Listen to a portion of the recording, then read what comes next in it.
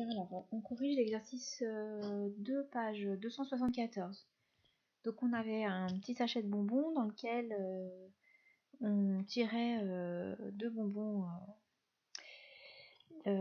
Alors au départ on a 2 bonbons au réglisse et 4 à la fraise.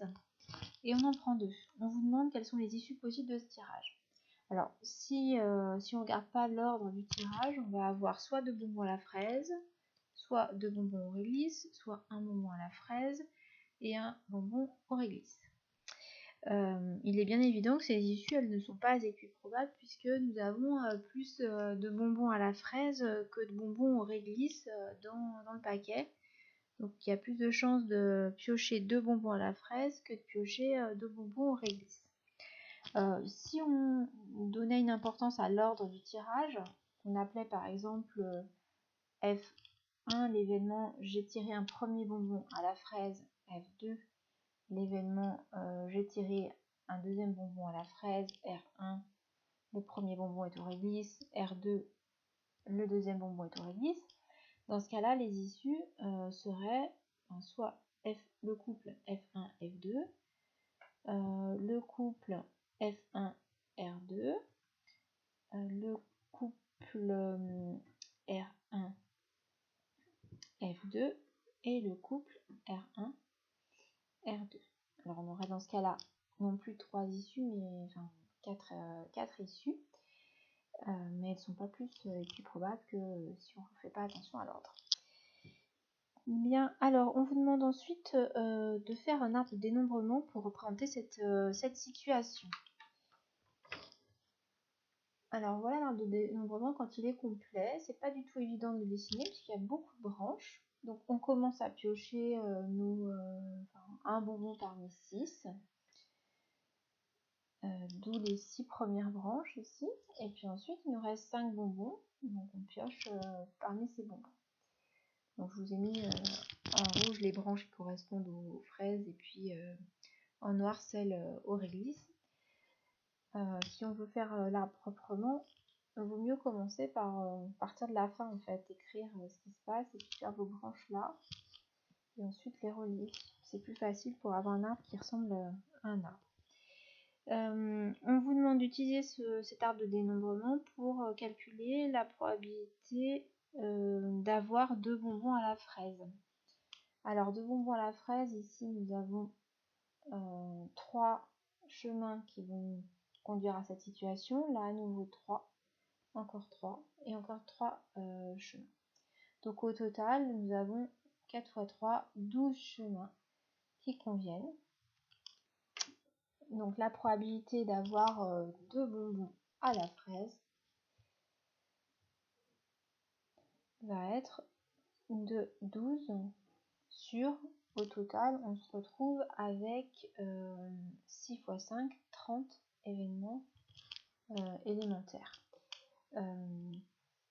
Tous ces événements élémentaires sont dans un arbre de dénombrement équiprobables. Donc c'est pour ça qu'on peut utiliser cette formule là, qu'on divise le nombre de chemins qui réalisent notre événement par le nombre total de chemins. Donc on peut simplifier notre fraction et on obtient donc 6/5 comme probabilité. Bon, alors là on touche du doigt le problème de ces arbres de dénombrement, c'est qu'on a, on a vite beaucoup trop de branches à dessiner et du coup on vous suggère d'utiliser un autre type d'arbre qui s'appelle des arbres de probabilité. Voilà, donc là on s'intéresse, on regarde juste en fait les différentes situations qui peuvent se produire.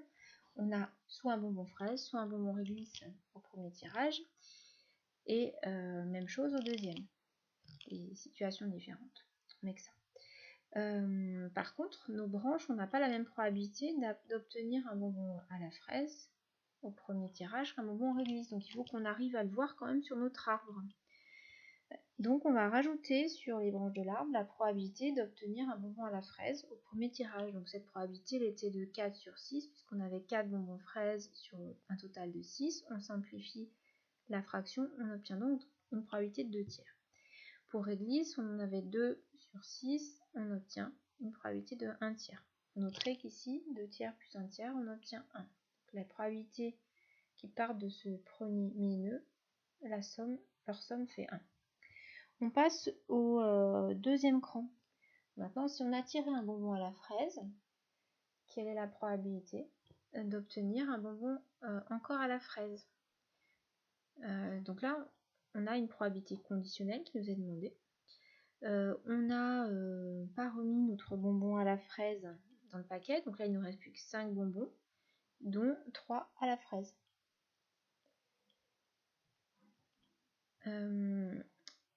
Là il en reste toujours 2 au réglisse, sur un total de 5. Maintenant si j'ai tiré un bonbon au réglisse, la probabilité d'avoir un bonbon à la fraise, elle est de 4 sur 5, puisqu'il me reste 4 bonbons à la fraise, et elle va être de 1 sur 5, de retirer un deuxième réglisse.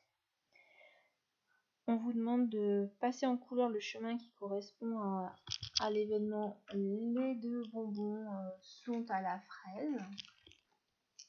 Donc c'est ce chemin-là qui correspond à F1 inter F2. J'ai pris la peine d'indiquer en fait à quelle étape on tirait un bonbon à la fraise au réglisse. Alors ensuite, qu'est-ce qu'on a fait de ça?